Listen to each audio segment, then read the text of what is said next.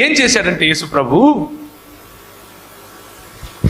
ఈ ఇల్లంతా బంగారం నింపి ఈ ఇంటి తాళపు చేతులు నీ చేతికి ఇస్తున్నాడు. తీసుకోవాలా వద్దా అన్నది నీ చేతిలో ఉంది. తీసుకుంటే బంగారం, తీసుకోకపోతే నువ్వు ఆ ఇచ్చే వ్యక్తిని, ఇచ్చిన బంగారాన్ని కోల్పోతావు. As simple as that. ఇంతకు మించి నరకం ఏది లేదు. ఇంకా నరకం అంటే యేసు ప్రభువు లేని చోటే.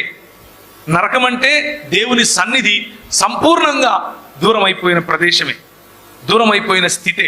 దాన్నే నరకం అంటారు. అదే కాలినటువంటి అనుభవం, అదే పండ్లు కొరికే అనుభవం,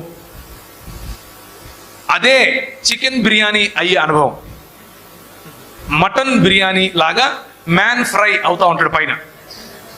కాకపోతే దాన్ని మనం గ్రాఫికల్గా మనకు అర్థమవటం కోసం అలా రాసి ఉంచారు.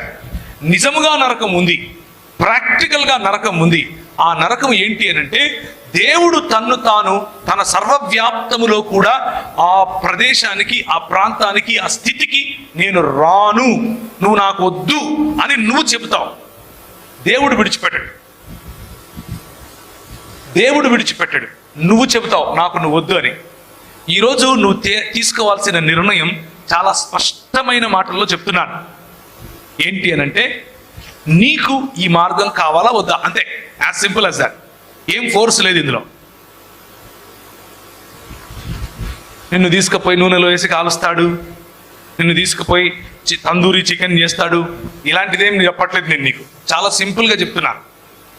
ఆయన ఇస్తానంటున్నాడు, ఉచితంగా ఇస్తానంటున్నాడు. తీసుకోవాలా వద్దా నీ చేతిలో ఉంది.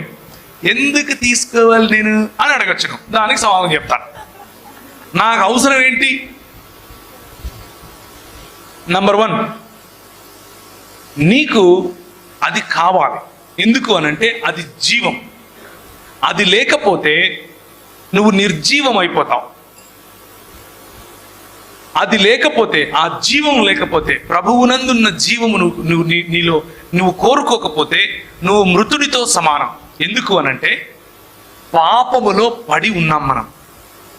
ఎందుకు పాపంలో పడి ఉన్నాం అనంటే ఆదాము హవ్వలు మొదలుకొని ఏదేను తోటలో చేసినటువంటి ధిక్కారస్వరం. ధిక్కారస్వరం అంటే అర్థం ఏంటి? తిరుగుబాటు.